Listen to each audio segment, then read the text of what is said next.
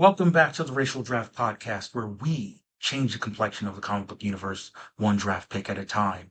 I am your host, Michael Ford, continuing into our season 8 coverage, round 11 of the Racial Draft. If this is your first episode, go ahead, go back and listen to the other episodes. But if not, I'll try to quickly run down what we do.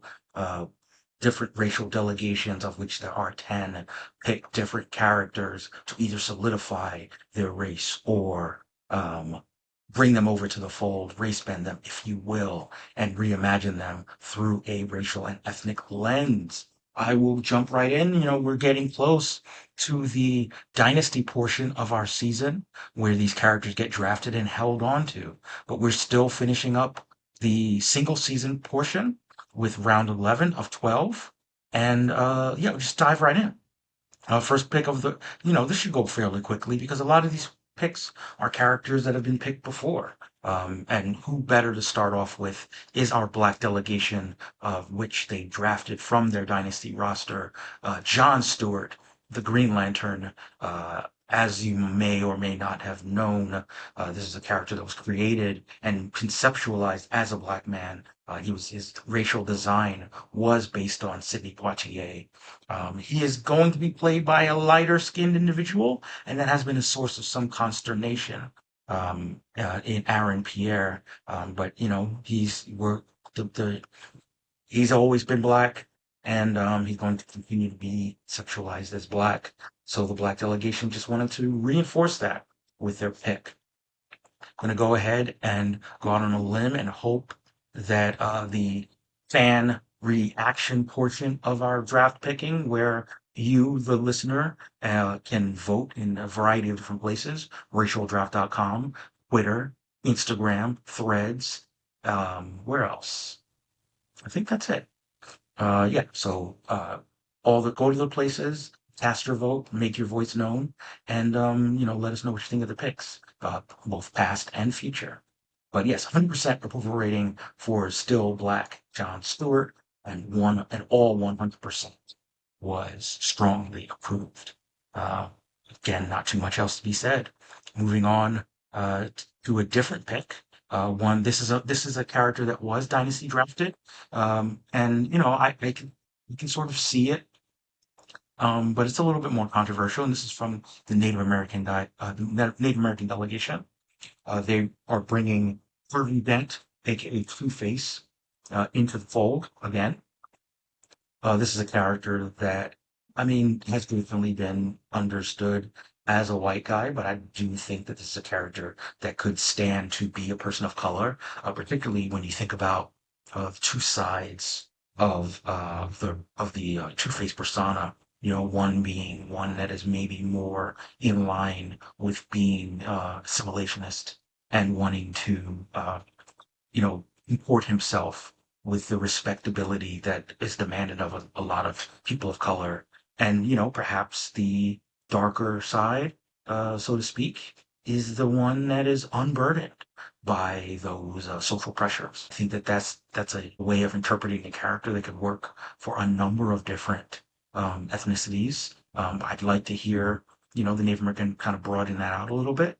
I know they've done it in previous seasons, and I think this could work. I don't think it's a harmful reimagining. I don't think it diminishes the character in any way. But a little bit controversial, as I said before. The voters only gave it a 66.6% approval rating, with 33.3 strongly approving and 33.3 somewhat approving, and then a 33.3 somewhat disapproving of Native American Two-Face. Like I said before, variety of different places. You can cast your votes, and the polls are still open on racialdraft.com and on Instagram at racial.draft. We move on to another pick from the Dynasty roster, and this is another defensive pick. This is the Swana Mina delegation, bringing in Talia al Ghul. Not a lot to be said there. This is a character that has traditionally been depicted as, some variation of Middle Eastern, sometimes Arab, sometimes otherwise. But again, This is not a character that I would imagine is better suited to be depicted in another way. And I think that there's a lot of room for this character, and we've seen this character in a variety of contexts, but there's still a lot of places that they could take her. I would be remiss if I didn't mention the fact that she was whitewashed in The Dark Knight Rises, and that was obviously regrettable. Hopefully, in the future, that won't happen. Um, but again, Talia Al Ghul, 100% approval rating for her remaining Southwest Asian or North African. As far as the fan cast, a little bit more mixed, I would say. The fan cast was Sophia Pernas, who I'm trying to remember what she's been in. But I definitely think that she fits the look how she's traditionally been depicted in the comics. She definitely has the size and the physicality in her action roles, but only 60% approval rating for Sophia Pernas as Talia al Ghul, with 20% strongly approving and 40% somewhat approving and 40% somewhat disapproving of the fan list. Moving quickly to perhaps one of the more controversial picks of the draft, or at least of the round, and that would be from our multiracial delegation. And granted, a big part of multiracial delegation is that a lot of these characters can be reimagined as multiracial, particularly to the extent that they are white passing. And this is arguably not an exception. Kara Zor-El, with the L. She was the Earth 2 variation of Supergirl, who's all grown up, and in more ways than one, if you know what I mean. And yeah, she has been in the mainstream universe for a while, long enough to abandon the name Kara, and now is known as Paige, and that would be Power Girl. I would say the biggest impediment to Power Girl, despite the fact that she's blonde, is also that, she's meant to be a doppelganger, just a grown-up doppelganger of Supergirl. And, Supergirl is traditionally depicted as white. Supergirl was drafted, in fact, by the white delegation this season. So to the extent that Power Girl's origin is that of being the counterpart of Supergirl, then we're dealing with a situation where the races don't line up. And I, could totally see how the voters might feel that if you're going to have a white Supergirl, then you kind of have to have a white Power Girl. Sorry, Power Girl. And for that reason, I guess I could see the argument for why only 66% approval rating for multiracial Power Girl. 33.3 strongly approve, 33.3 somewhat approve, and 33.3 somewhat disapprove. Now, we did get a fan cast, and the fan cast, unfortunately, didn't go over well. That would be Naomi Scott, who you might know from the Smile movies, as well as the Aladdin movie, and also the Charlie's Angels movie. I mean, she is of mixed ethnicity. She does often wear blonde hair. But again, only 50% approval rating for Naomi Scott. Spock.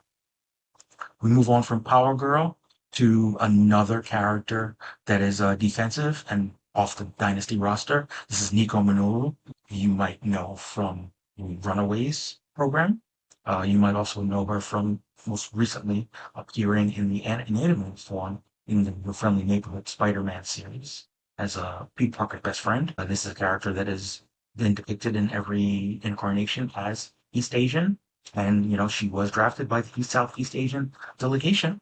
So no complaints there. This is a defensive pick, and it's 100% approval rating, all 100 strongly approving of East Asian Nico Minoru being East Asian. As far as the fan cast, though, slightly more controversial, still 100% approval rating. Grace Song, who I believe voices her in the animated series, was chosen as the fan cast. Now, me personally, I was a big fan of the actress who played her in the Runaway series. I think that she did an amazing job, and I'd love to see her back. I don't know a lot about Grace Song as an actress. I think she did a good job as a voice actress, but that doesn't always translate. So in that instance, still 100% approval rating, but only 66.7 strongly approve and 33.3 somewhat approve. Moving on to another character, both defensively picked and picked off the Dynasty roster. This is a character was Dynasty drafted way back in season 5, and that would be Yelena Belova, aka the White Widow, aka the adoptive sister of the Black Widow. And I think that she had a run when she debuted in live action. As played by Florence Pugh in the MCU, I think she made an amazing impact. And then, of course, who can forget her appearance in Hawkeye, where she also made an amazing impact. And Florence Pugh is very beloved. So I think that that goes a long way towards solidifying beyond just the character's origin of being a Black Widow and coming from the Russian Red Room program. Obviously, that lends itself to her remaining, Caucasian, and of course, name, Black Widow. So, I mean, all of that, plus the Florence Pugh of it all, I'm not surprised.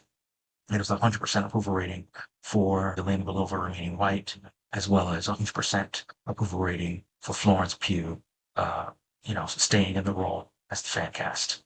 Top marks in that respect. Uh, Unfortunately, less than top marks for the next pick. And this is for one could argue for the inverse of reasons. We're dealing with the South Asian delegation who drafted Alexei Shostakov, aka the Red Guardian. This is a situation where, sometimes the race bend doesn't always work. In the Red Guardian, we're dealing with an ultra nationalist propaganda character akin to Captain America, but for Russia. And I would imagine that in order for Russian to be Red Guardian, he would have to represent the ideals of what Russia puts forward. And I think that, as much as there are, of course, South Asians who live in Russia, I don't think that would be who Russia would put forward as the symbol of their national identity. I think that this is a situation where white supremacy wins out, unfortunately. And I would imagine that it's for that reason there's only a 40% approval rating for South Asian Red Guardian. As far as the fan cast, this is an actor that I am familiar with. I can't off the top of my head name what I've seen him in, but this is Raza Jaffrey uh, as the fan cast for the Red Guardian. It's a little bit on the small side as well. I think that as we've seen him in the MCU, he's generally depicted as a larger man, and Raza Jeffrey would have to beef up significantly in order to embody the role. But again, higher than 50%, 66.7 is not a bad approval rating for this fan cast. Does kind of stretch things a little bit. Um, Moving on from the South Asian delegation to the Jewish delegation. This is a character that we've seen quite a few times in live action, and we have seen him portrayed by, in fact, a Jewish actor. And this is John Constantine. He of the smoking, rough talking, um, dirtbaggy Britishness. I would say that we've seen him in a number of media, and he's always been portrayed by Matt Ryan, who is in fact himself Jewish. I think that clearly it works. We've seen this actor, and this actor has done it across a number of shows. He's also done an anime form, so he it really isn't taking much. It's not quite a defensive pick, but it's very close to a defensive pick for the Jewish delegation. And 100% approval rating, with all 100% strongly approving of the Matt Ryan fan cast. But as far as the pick itself, the 1.5% approval rating with a 28.6 strongly approving and 42.9 somewhat approving of Jewish John Constantine. And 14.3 and 14.3 are the somewhat disapproving and strongly disapproving pick. But again, I don't think it really does any damage to the character whatsoever. for the character to be Jewish on top of um, his other identity. Moving on to a pick that was also picked as part of a trade, and this is from the Polynesian delegation, Ray Palmer, aka the Atom. I would say this is a character that is a little bit more of a blank slate, to be honest. And he, while he's traditionally depicted as white, there's nothing really in his origin that suggests that he has to be white. He is, of course, highly intelligent, which a lot of people can be. There's no one ethnicity that has a monopoly on that. But the important thing is, there we go. So yes, Ray Palmer, the Atom, was drafted by a Polynesian delegation, and there was also a fan cast. So as far as the pick would go, Ray Palmer got a 100% approval rating for the pick for him to be reimagined as Polynesian. The actor that was chosen, Jason Scott Lee, was picked as the fan cast, and a little bit different, 66.7% approval rating, with all 66.7 strongly approving, and then 33.3 somewhat disapproving. But you know, not too much else to say in that respect. Yeah, I mean, Polynesian delegation got themselves the Atom. He's been popping up a little bit more in comics due to the reimagining of the Justice League. And then that brings us to the final pick of the round. This one may be a little bit more controversial, but Merlin, aka Black Archer, um, aka Arthur Quinn. This is a character that has, we've seen him reimagined slightly in live action, where he's played by John Barrowman in the Arrowverse. But again, there's not a lot to the character that suggests that he has to be, other than the kind of King Arthur of it all. I do think that Green Arrow himself has often been depicted as white. So there's a reason, theoretically, that one of his arch nemesis would also be white. However, this is a situation where the Green Arrow was drafted by the Polynesian delegation. So, perhaps his arch enemy should also be, um, should also be Polynesian. As far as the approval rating would go, 100% approval rating for Polynesian Merlin, with 33.3 strongly approving and 66.7 somewhat approving. And the fan cast, this one is a little tough for me. I think that at a certain other phases of his life, he'd be a stronger casting. But I think he's a little bit getting up in age, and we've seen him play Boba Fett, maybe not as well as we would have liked. But that's Tamara Morrison. I think he definitely brings the at one point in time physicality that would be necessary as kind of an aging fighter. Um, I think that I can understand why he would be chosen. And again, going against what I thought, 100% approval rating for Tamara Morrison as a Polynesian Merlin, with 33.3 strongly approving and 6.7 somewhat approve of Tamara Morrison as the fan cast for Merlin. So, we kind of ran through it. It was very quick. But these were some picks that really kind of kind of worked, for the most part. They didn't really take a lot of stretching, so to speak. It didn't involve a lot of overthinking to imagine these characters in the roles that they were drafted in. Such tends to happen when you're dealing with some of the later round picks, where characters are being brought in to the fold that have already been part of the fold before, just kind of filling out the rosters. So we'll leave it there. I don't want to say too much. We still have one more round to go as we catch up with our racial draft for season 8. The final round wrapped up a little while back, and I want to get us all up to speed a little bit so that we can get ready to dive into the Dynasty Draft, which kicks off. By the time you're listening to this podcast, it has already kicked off. So you can go to all the regular places, racialdraft.com, racial draft racial draft pod, sorry, on Twitter, racial.draft on Instagram and Threads, and we're also on Blue Sky at Racial Draft.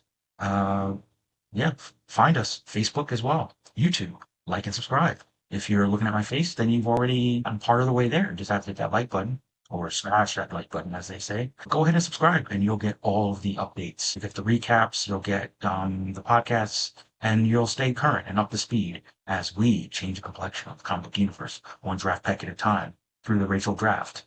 Until next time, all things